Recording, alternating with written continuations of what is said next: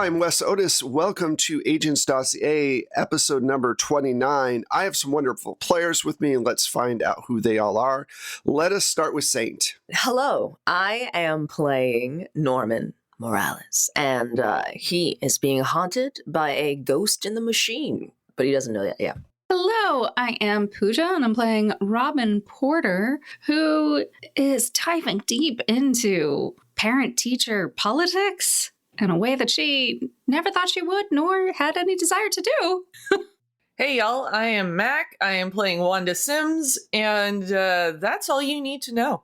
Hey, I'm Michelle, and I'm playing Yesenia Alvarez, and she's actually not fighting this time, which is a little weird for her. All right, so this is a great place for a recap, and boy, howdy, do we have a lot of stuff going on. All of you met with Agent Jackson, your new handler at the Lenny's, I believe 2 episodes ago, to get a mission brief about what was going on in Fresno, California.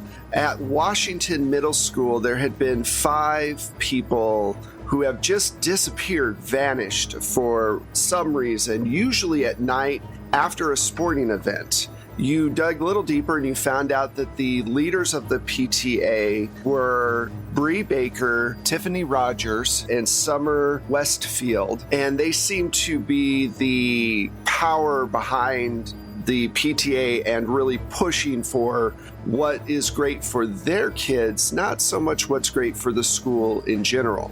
The school itself brings in a lot of money for sports and kind of is lacking in academics and art, which is not unusual for a lot of schools nowadays. You met with Principal Martinez. She's an older principal who's pretty close to retirement, like a year or so away. You met the vice principal, which was Wallace Tucker, who he definitely feels, he didn't out and out say that these people in the PTA were Karens, but strongly hinted towards it and wasn't really happy with where they were going. You were told in your briefing about Hank Taylor, who is the athletics director. You have not had a chance to talk with him yet. Talk to the janitor, Ace, who has been at the school for a long time, and also mentioned that the PTA seemed to be very strong, but didn't really have much interaction with them, luckily. Finally, you met the IT person, Caleb Hernandez. He is a super geek, which is not a shock, and really lacks on, like, the second Norman came in and was like, hey, can I look at your computer? He's like, sure, I'm gonna go outside and not look at what you're doing. And probably caused Norman's NSA heart to shrink a few inches in a second. So I believe that you had spoken with all of these people, kind of got a good picture of the PTA, of what's been going on inside the school. You haven't really looked into the victims yet, the people who have disappeared. They were, just to kind of recap, Julia Rivers, Shannon White, Tony Kearns, Walter Thomas, and Richard Wilcox. All are parents of kids who are in sports. Richard is the last victim, are in sports and possibly had problems with Bree and her cohorts. I believe Norman took a look at a video of Bree and Richard having an argument outside the gym the night that he disappeared. She went back in the gym, he left. Oh, and like Saint said, Norman keeps having this little prompt pop up saying, are you a friend, in their computer. So that is another thing that's been happening. Okay, let's jump into it. So you had all gathered this information. It's still relatively early in the day. I would say that you probably get together after you have these conversations, unless you want to go and do something separate again, or do you want to come together and kind of talk about the information that you have? So you're all in the front, you've gotten your information, you've exchanged the information, now you're just going to talk about what you feel your next moves are. So whoever would like to start, go for it. Well, okay, I guess from what we've all learned, things keep pointing at the PTA. And Bree Baker. Yeah, at Bree Baker and her cohorts. My question is, I know Bree went to the school. Did any of the missing parents also go to the school? It seemed to be the case when I was discussing things with the principal. Yeah, most of them did. The only ones that did not were Julia and Walter. Those were the only two that didn't go to the school. I think we still need to dig up a connection between these children and their parents if there's something academically or some other connecting thread between all of them besides being on the sports team. Well, apparently each of the parents also, one way or another, challenged Bree, either for control of the PTA or because of the stranglehold that she and her flunkies have over funding and what actually is. So it sounds like our next course of action is probably discussing things with Hank and then tracking down the PTA. Yeah, it makes sense to suss out how strong that connection is and if Hank even has control over the funding of whatever's going on with that money. Okay. Who wants to go talk to Hank? Well, who knows the most about sports? I think it's less about knowing about sports as much as being able to bullshit academics. Bullshit or, establish camaraderie. Flexible approaches here. Personally, I was more of an inside kid. I think we all know what the answer of this question is. It starts with a Y. It's probably going to be me. Oh, you? I was gonna send Yesenia. Yeah, I was going Or to you say said, me. Yeah. Oh, it could be. I thought it was going to be the grunt, but yeah. Also, I'm just spitball. I don't know. But we can just... Yeah, no, that's fine. No, because I think Yesenia has trained and has, whatever. She probably was in sports when she was in school. She's, she's going to know how to talk coach. All right, well, then let's do that. Okay, cool. All right, so while the rest of you are waiting, unless you have something specific that you want to do while this is going on. I'm going to check out that Pokestop. Okay, yeah, that's cool. No, Wanda would not be playing Pokemon. In real life, Michelle will. Just like you said that, and I was like, oh yeah, I could go for some poke. Exact same thing. I had a feeling that was going to be the case. Yesenia, you head to the gym. There's a bunch of kids running in a circle around the gym, getting ready for their, for whatever they're going to be doing, probably dodgeball or something like that. And if they allow that anymore, I don't know if they allow dodgeball anymore. They do, but it's with softer balls. I'm not kidding. They throw terribly. It's fucking kids today.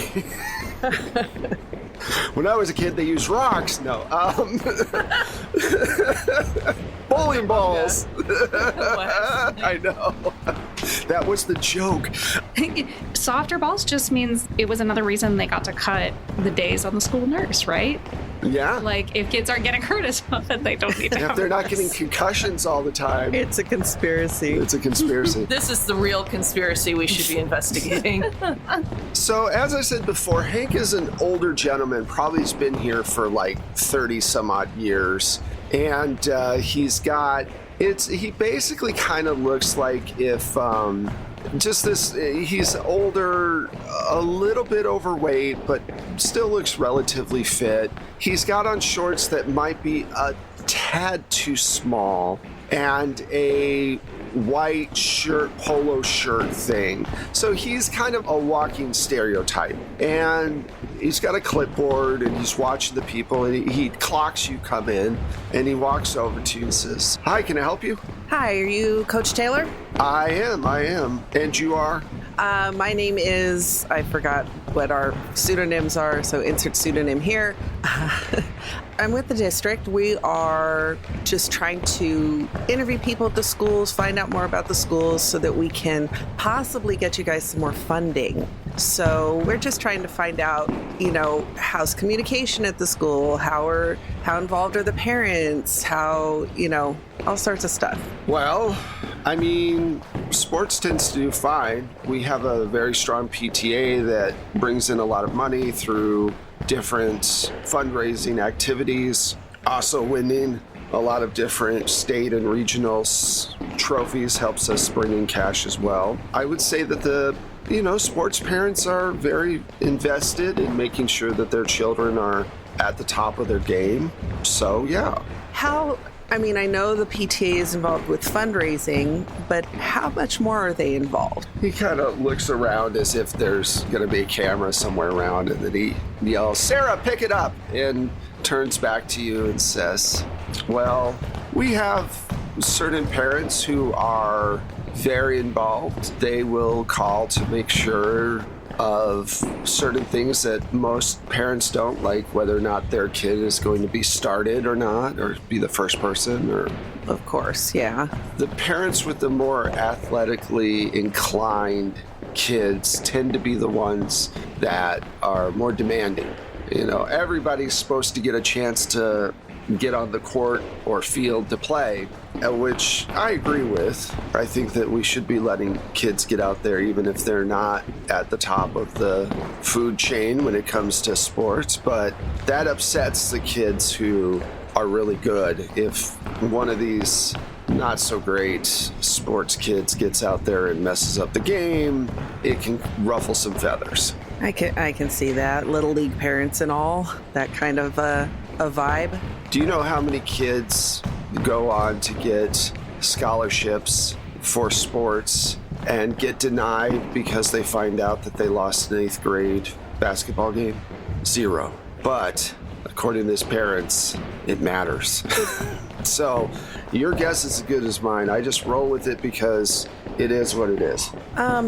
Yeah, no, I get that. Asking about the parents and stuff, it kind of brings me to, and I look around conspiratorially, because, I noticed he did, so we're bonding. I look around and I say, I'm from the district, so I know about the disappearances. Yeah. Can I ask you about those kids specifically? Most of them have dropped out of sports after their parents left. They... Understandably. Yeah, the shock and the dismay of losing a parent, and not just like they have no closure because they don't know what's happened. Are they still alive? Are they still out there? So that's weighed heavily on them. Some of them were good good in sports. Some of them were okay, not the leads, but there's a lot of rumors and conspiracy theories going around about, the fact that the PTA is run by these 3 women who are very set on their kids being kind of at the head of everything. I don't know. It's such a stretch for me to think that, these 3 people have gone out of their way to get rid of whole humans just for their kids to be better than everybody else. So, maybe I'm being naive. I don't know. But hopefully the police can figure it out. Yeah, I know they're investigating it and, trying to figure it out. It is concerning, though, like really concerning. Oh, absolutely. Yeah, I'll be honest with you. Bree has threatened me a couple of times about making sure that her kids are the ones in the driver's seat, or the first on the court and the last on the court. Are they any good? They're really good, actually. I think if they were bad, it would be better, because then it would be easier for me to get them off the field. But the reality is that the principal wants me to win games, because at the end of the day, the money we get is for sports. And so Bree's kids are good, Summer's kids are good, Tiffany's kid is lagging a little bit, but they'll never say that because they're all best friends. Aside from the obvious with Bree, Tiffany, Summer, and whatnot, socioeconomically, what were the kids whose parents disappeared? What was going on there? Most of the parents in sports, they do well. There are a few kids that we subsidize because of not a lot of money at home. And again, those kids kind of he looks around to make sure and just so you know, the kids have been running this entire time. He hasn't stopped them. So at this point, they're fucking ragged. They're like, Coach, and finally he says, all right, everybody go to the center of the court. And he says, there is definitely socioeconomic issues as well. Bree it's that thing where they don't want to say that they're issues, but that that's the issue. So he goes, look, I'm really sorry. I got to get back to these kids, but if you have any more questions, here's my card. Okay, great. Thank you. Good luck with your funding. Thanks. All right. So you all have gotten back together. We're going to say that you are, unless there's another reason to stay at the school, do you want to stay at the school or do you want to go to a second location? No, we'll go to the local Lenny's or something. Okay, so you guys go over back to the only place you know in Fresno, which is the Lenny's, and you order drinks and whatever. So you info dump all that information. It's obvious that Bree and her friends are definitely pulling strings and stuff. Now, whether or not they're making whole ass people disappear, you're not sure yet. That's a really big jump. Making someone disappear completely is not easy. I've only had to do it 3 times, and it was a lot of prep. And lying gets expensive. It really is. And going out to the right spot in the desert takes time. So what would you all talk about while you're at Lenny's? What is the next step? Where do you think you want to go from here? Well, I'll make sure that I show them finally. They can see the footage that I have. I think we discerned that the only relevant footage was the argument in the parking lot, right?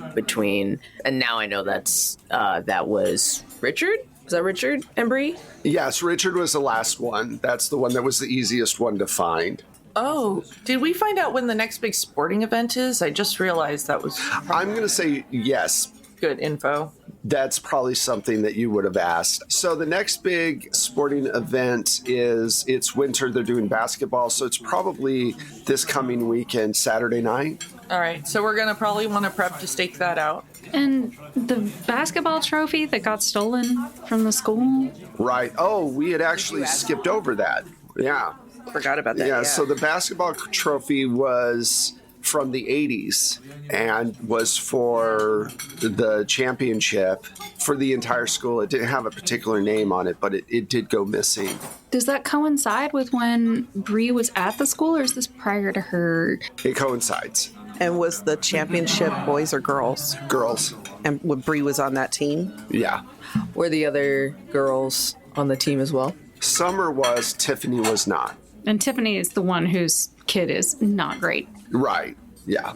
And she's the one who's fairly new to the district. Correct. Yeah. So she might be the weaker point of the 3, potentially. Potentially.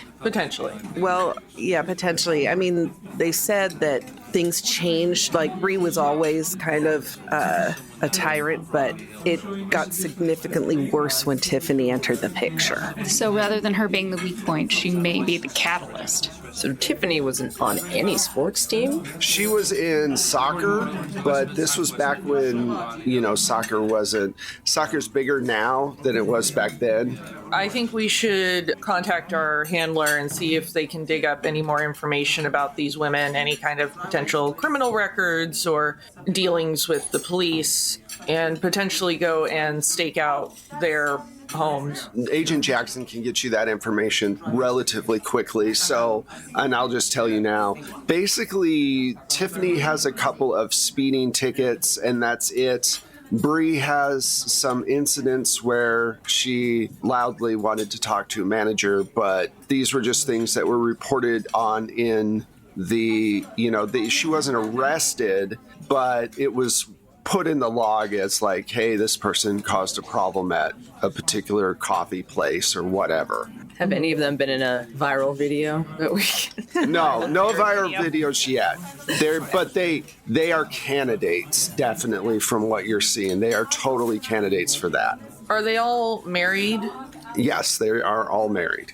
I would also want to have information dug up on their spouses. I would like any information on suspected occult activity as well. Just if she can find anything, just simply because while this is horrible what's going on, it seems very conventional as far as people are being kidnapped and possibly killed, or whatever. They're being disappeared, but that would be more the FBI's jurisdiction than Delta Green. So I just want to see if there's an occult connection. Absolutely. Not really. That you can tell, and that's part of the reason you're here, is to find out if there's an occult connection or some kind of supernatural thing going on with these disappearances. There's no rock solid lead in any sort of way, just gut feeling. Do they belong to any churches? They all are evangelicals. Okay, so there's a local church. It's called the Way of God. Cool. Is it a particularly controversial church? Not really. They're pretty melbatosed, would be a great way to put it. The pastor doesn't have any scandal on him, so there's not anything pointing to problems within the congregation. And was there information on the spouses? Was there any criminal records for anybody else, like any red flags there? Pete is Bree's husband. He was arrested when he was in college for basically having a little bit more pot than he should at one time. And he didn't go to jail for it or get convicted. It was like boys will be boys, move along. Roderick, who is Summer's husband, he's clean and an accountant. He is relatively successful at doing other people's books and brings in a decent amount of money. Pete owns his own lumber yard where they sell for commercial use and all of that stuff. Sorry, they're registered. He has a lumber yard. Yeah, he has a lumber yard. That's a lot of space. It is a lot of space. Very true. My brain turned on. Okay, and I'm sorry, Roger was whose husband? Roderick is the accountant. Oh, whoops, I wrote Roger. And we'll fuck that up next week when I call him Roger next week. He'll be Rogelio next week. Rogelio. Suddenly Latin. There's a TV show. Yeah, from like the 90s. Yeah.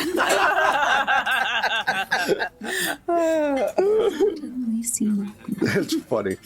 Sorry, Roderick was whose husband? Oh no, I wrote Rogelio down. I believe I said Summer. Yeah. Summer. Okay. And he was clean as a whistle, right? Yeah. Do we already ask how many kids do each of them have? Is it all just one kid? Actually, Bree has 3 children who are evenly spaced out, which is why she's been able to control the PTA in all these different levels of school for so long. So she's all over the place. Like, she's doing all of this different stuff. Giga Karen. Giga Karen, yeah. Omar is Tiffany's husband. No, Pete's Tiffany's husband. I thought you. Oh, No. Pete is Bree's husband. Okay, sorry. I'm trying to keep track. so Pete is married to Bree. Roderick is married to Summer. Omar is married to Tiffany. Omar actually has no criminal record. He's a real estate agent. And Agent Jackson says, I think Omar and Tiffany are having issues because we've looked at some of their communications and Omar believes Tiffany might be stepping out on him. good for blackmail. We still know so little. Yeah. I know. We know so much and yet so little. If we still have an in to the communication, especially if we've been looking at Omar and Tiffany's exchanges, you definitely do. yeah, I would love to get that access myself so I can start sifting through some more. So yeah, you all are absolutely right. You have a ton of information and it's like what's actionable. So yeah, Saint, your NSA connections, you can look up what's going on with that. And you can even look deeper into what's going on with Pete and Roderick, even though they're clean on paper. So there's the NSA, there's talking directly with Bree and whatever, they're staking them out. We can fast forward to the basketball game. None of this needs to be real time, obviously. I'd like to stake out, like, Bree's place specifically, just because she seems to be, like, the main target on the lead up to the basketball game. I feel like the basketball game's going to be our big... Okay, so are you going to do a night thing or a day thing? Because Bree is definitely a house mom. Like, she doesn't have a job that she's going to sit at all day, so... I don't know. There's a couple things I want to look at. A real estate agent would have access to a lot of empty properties where burying bodies wouldn't be noticed. And a lumber yard owner has access to a lot of places to lose a person in. Okay. You can easily find out which places Omar has up for sale right now, which places he's sold recently. Do you want to go to several of those locations and check them out?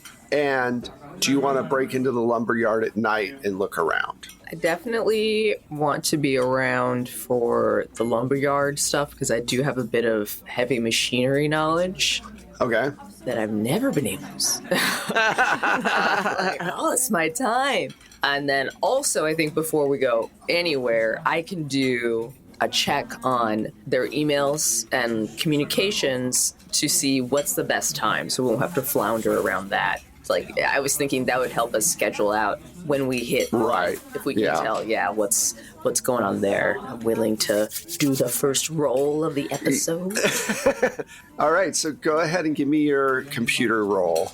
And you're at a -20 for reasons you'll find out soon. Oh, what? I was here in my comfort zone. And I'm taking it right out. Go for it. Lordy, well, that still it has me at 41. It's not horrible. Oh my God, 41. 41. I just like being comfortable, you know? Okay, let's do this. On my desk. Don't fall off my desk. Thank you. Oh shit, it did. Okay. I gotta do this again. Okay, I didn't even look at it. I should have known. All right. Okay, so then I got a 3. Yes, did you roll a 3? Yes. On the other die? So yeah, that's a 3. Nice. Yeah. So you did really well. All right, so you find out a lot of information.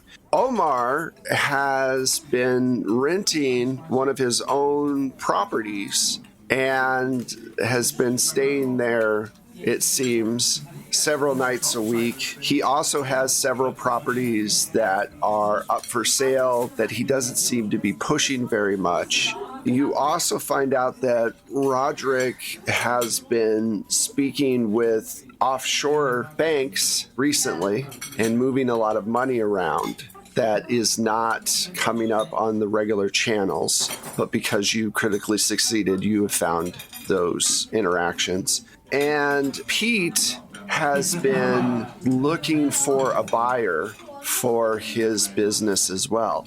So all three of them seem to be making financial moves to do some big move for themselves. Can I tell if the wives are also communicating about these things? Do they seem like they know? Or can I... The wives are talking to each other about it's a code and you're not sure what it is. But with the role that you made, I'll say that they are meeting often outside of the PTA, but at times where they'll say like, oh, workout tonight, but it'll be like 11 at night or some bullshit, or in an area where it's like, what are you doing? This is not an area you would do a workout in or something like that. So the code that they have is about working out, getting together, blah, blah, blah, which would be normal if it wasn't at odd times or odd places. And the next time they're getting together is Friday night, the night before the game. So You may have to stealthify that. Yeah. And actually, I think this might be a good place for us to stop because obviously we're going to have a lot of places to go and a lot of things to do. And if we get into them now, it's like a bunch of more stuff. So I think this is a good place to stop this particular episode, but you've gathered a lot of information. So I think that's good. So thank you all so much for being Patreon and Coffee backers. We appreciate it. You help us make our content, and that is awesome. You know where to find us all. Let's just real quick introduce people. If you have something going on that you want to mention, the show you're on or whatever. Let's start with Michelle. Hey, I'm Michelle, and you know where to find me on the socials at Mishulu, and you can find my music and Wes's amazing sound effects if you subscribe to the Plate Mail Games catalog through BattleBards. Hey, y'all. You know where to find me as Strange Like That everywhere on the internets, and also standing right behind you right now. Made you look. And check out my art. I'm an artist. I'm doing things with drawings, and you should look at them. Hi, I'm Pooja. You can find me on Twitter-ish, possibly, maybe, at LA Daisy Girl. That's LADESI Girl. Pretty much all the other socials is Forgotten Saves. And you can find me playing more TTRPGs on Happy Jack's RPG and Queen's Court Games. Hello, you can find me on Twitter, likely by now, on or at Saint Spider TV, and you already know that.